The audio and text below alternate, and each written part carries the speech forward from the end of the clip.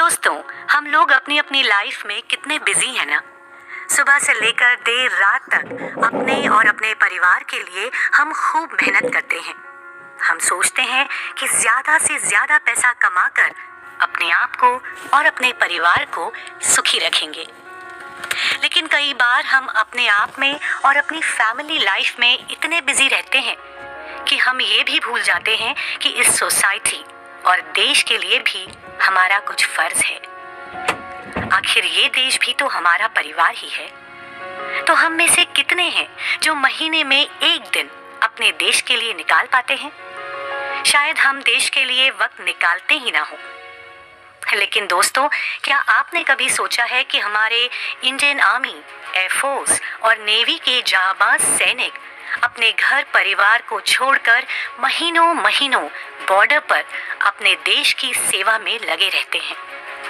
एक ओर हम हैं जो अपनी फैमिली से जरा भी दूर नहीं रह सकते, और दूसरी ओर हमारे बहादुर जवान हैं जो देश की रक्षा के लिए किसी बात की परवाह नहीं करते। दोस्तों, सही मायनों में हम अपनी ये आरामदायक जिंदगी इसलिए मजे से जी पा रहे हैं क्योंकि कोई देश की बॉर्डर पर कड़ी धूप या जोरदार बर्फ के बीच मजबूती से खड़ा है। कोई है जो ढाल बनकर हमारी बाहरी दुश्मनों से रक्षा कर रहा है। दोस्तों, जरा सोचिए कि हमारी रक्षा के लिए कितने सैनिक अपनी जान तक कुर्बान कर देते हैं। लेकिन क्या हम उनके इस बलिदान के बारे में जरा भी नॉलेज रखते हैं? दोस्तों, आज हम आपको भारत माँ के एक ऐसे वीर सपूत की कहानी सुनाने जा रहे हैं जिसका जज्बा चट्टान से भी मजबूत था। उसमें किसी टाइगर जैसा साहस था, जिसका धैर्य किसी पहाड़ जैसा अटूट था। कुकू एफएम के इस खास एपिसोड में हम आपके लिए लेकर आए हैं कैप्टन अनुज नैयर की कहानी। वही कैप्टन अनुज नैयर जिन्होंने 1999 की कारगिल की लड़ाई में भारत की रक्षा करते हुए शहादत हासिल की। कैप्टन अनुज नैयर को उनकी यूनिट में टाइगर ऑफ द्रास के नाम से याद किया जाता है। लेकिन आखिर भारतीय सेना के एक सिपाही को टाइगर कहकर क्यों बुलाया जाता है? आज की हमारी कहानी में आप खुद ही इस बारे में जान जाएंगे। हेलो दोस्तों, मैं हूं आरजे सारिका और आप सुन रहे हैं कुकू एफएम की ये original series captain Anuj Nayyar, tiger of Dras, जिसे लिखा है सौरभ खेकड़े ने। दोस्तों, इस सीरीज में आप सुनेंगे कि कैसे दिल्ली में जन्मे और पले बढ़े अनुज नैयर ने बचपन से ही सिर्फ और सिर्फ भारतीय सेना में जाने का सपना देखा था। आप सुनेंगे कि कैसे अनुज के माता पिता ने अपने बेटे के सपने को पूरा करने के लिए अपना पूरा जोर लगा दिया। अनुज, जो बचपन से ही बड़े शरारती किस्म के थे, उन्होंने अपने आप को एनडीए और फिर भारतीय सेना के डिसिप्लिन में कैसे ढाला। दोस्तों, आगे बढ़ने से पहले हम आपको बता दें कि सेना के सख्त अनुशासन के बीच भी अनुज नैयर ने अपनी खट्टी मीठी शरारतें करना नहीं छोड़ी। लेकिन इस शरारती कैडेट का एक दूसरा पहलू भी था। कठिन से कठिन ट्रेनिंग को पूरी लगन और डिसिप्लिन के साथ अनुज कैसे पूरा करते थे, आगे आने वाले एपिसोड्स में हम इस बारे में डिटेल में सुनेंगे। हम सुनेंगे फेमस कारगिल वॉर के बारे में और जानेंगे कि कैसे पाकिस्तान के नापाक इरादों को कैप्टन नैयर और उनके साथियों ने ध्वस्त करके रख दिया था। हम सुनेंगे ऐसे जांबाज फौजियों की कहानी जिन्होंने कई मुश्किल हालातों के बीच दुश्मन का डटकर मुकाबला किया और भारत की सरजमी को दुश्मन के कब्जे से आजाद कराया। लेकिन इसी जंग में हमें भारत माँ के सच्चे सपूत कैप्टन अनुज नैयर को भी खोना पड़ा। आखिर ऐसा क्या हुआ कारगिल वॉर में? तो दोस्तों, बगैर देर किए हम शुरू करते हैं हमारी ये ओरिजिनल पेशकश। आप सुनते रहिए कुकू एफएम, सुनो जो मन चाहे। नैयर साहब, बस बहुत हो गया। अब मैं और बर्दाश्त नहीं कर सकता। इस लड़के ने मुझे परेशान करके रखा हुआ है।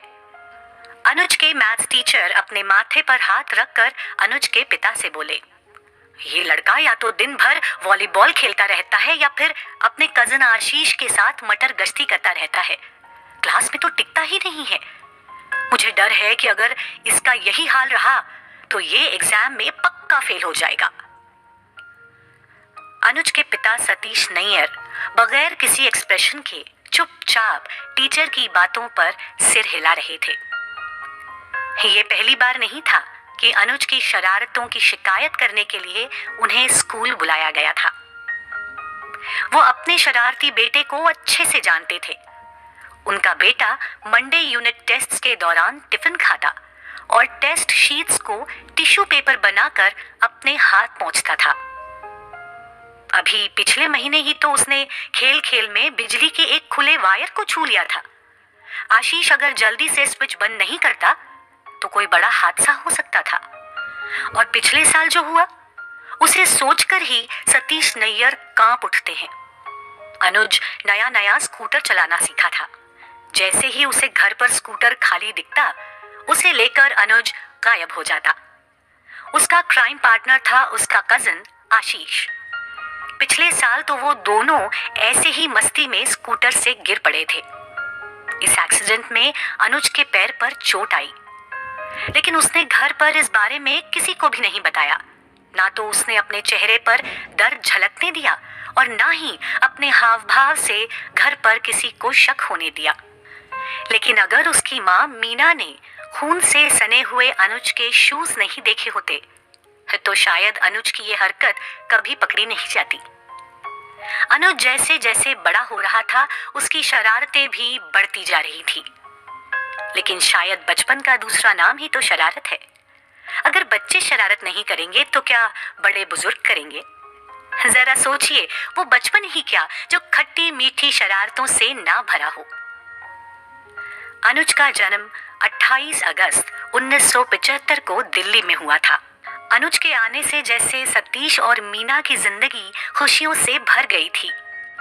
उसके पिता Satish Nayyar Delhi school of economics में विजिटिंग प्रोफेसर थे और अनुज की माँ मीना नैयर दिल्ली यूनिवर्सिटी की लाइब्रेरी में काम करती थी। नैयर फैमिली वेस्ट दिल्ली के जनकपुरी में रहा करती थी। अनुज उनका बड़ा ही लाडला बेटा था। उसमें अपनी मम्मी और पापा दोनों के गुण मिले हुए थे। कुछ ही सालों बाद करण भी दुनिया में आ गया था। उनकी कजिन्स थे टीना और आशीष। वैसे तो आशीष अनुज से उम्र में बड़ा था, लेकिन दोनों की दोस्ती खूब जमती थी। दोनों पार्टनर्स इन क्राइम थे। इन चारों बच्चों के कारण दिन भर घर और मोहल्ले में शोर शराबा होता रहता था। अनुज बचपन से ही जितना शरारती था उतना ही उसमें कॉन्फिडेंस कूट कूट कर भरा था। चाहे पढ़ाई हो या खेलकूद, अनुज सबसे आगे ही रहता। धीरे धीरे वो अपनी लोकेलिटी के बच्चों का लीडर बन गया था। बच्चे अपने मसले लेकर उसके पास आते और जैसा कि एक लीडर करता है, अनुज सारे मामले घर के बाहर ही सुलझा लेता था। अनुज के माता पिता को उसकी शरारतों का अंदाजा तो पहले से ही था, लेकिन वो नहीं चाहते थे कि इन शरारतों के चक्कर में पड़कर उनका बेटा कहीं पढ़ाई से डाइवर्ट हो जाए। अनुज दिल्ली के धौला कुआं के आर्मी पब्लिक स्कूल में पढ़ता था। उस दिन अनुज के मैथ्स टीचर की शिकायत सुनकर मम्मी पापा को अनुज की पढ़ाई को लेकर बड़ी चिंता हो रही थी। अनुज के पिता उसे एक आर्मी ऑफिसर बनाना चाहते थे, इसलिए उन्होंने बचपन से ही अनुज को उस तरह से ट्रेन करना शुरू कर दिया था। अनुज पढ़ाई के साथ साथ स्पोर्ट्स में काफी एक्टिव था। वॉलीबॉल तो उसका पैशन था, लेकिन नेशनल डिफेंस एकेडमी के एंट्रेंस एग्जाम को क्वालिफाई करने के लिए उसका बोर्ड एग्जाम्स में कम से कम 33% मार्क्स लाना जरूरी था। जैसा कि हर घर में होता है, मम्मी पापा ने अनुज को एक दिन घेरा और उसे बैठाकर लाइफ, करियर और डिसिप्लिन पर लेक्चर देना शुरू कर दिया। एक ओर जहां अनुज के माता पिता उसकी पढ़ाई को लेकर परेशान हो रहे थे, दूसरी ओर अनुज हर बार की तरह बेफिक्र था। चुपचाप नीचे सिर झुकाए, मानो उस पर अपने माँ बाप की बातों का असर ही नहीं हो रहा था, या फिर उसे पूरा भरोसा था कि वो बोर्ड एग्जाम अच्छे नंबरों से पास करने वाला था। खैर, रिजल्ट्स वाला दिन भी आ गया। उन दिनों इंटरनेट नहीं था। रिजल्ट्स जानने के लिए अखबार का सहारा लेना पड़ता था। पास होने वाले बच्चों के रोल नंबर अखबार में छपा करते थे। रिजल्ट की एक रात पहले तो मानो सतीश और मीरा नैयर की आंखों की नींद उड़ी हुई थी। उन्हें किसी तरह सुबह आने वाले अखबार का इंतजार था। लेकिन इस सब से बेखबर अनुज अपने बेड में चैन की नींद सो रहा था।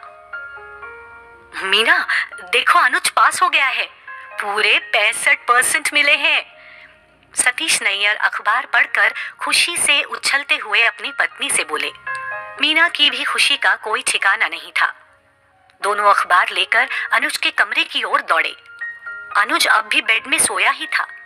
उसे जगाकर जैसे ही मम्मी पापा ने उसके पास होने की खबर सुनाई, अनुज किसी स्प्रिंग की तरह उछलकर बेड से बाहर आ गया और खुशी के मारे नाचने लगा। नैयर फैमिली के लिए ये दिन सबसे यादगार दिनों में से एक था। लेकिन अनुज ने अपने सपनों की ओर अभी सिर्फ आधी दूरी ही तय की थी।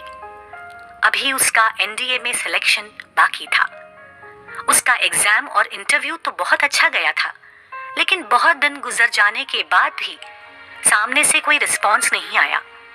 इसी बात को लेकर अनुज और उसके मम्मी पापा बड़े टेंशन में थे। ये वैसा ही नजारा था जैसा आज जेईई या नीट के रिजल्ट के पहले हमारे घरों में भी होता है। लेकिन क्या अनुज का एनडीए में सिलेक्शन होगा या उसे अगले साल एक और अटेम्प्ट देना पड़ेगा? जानेंगे ये सारी कहानी, लेकिन अगले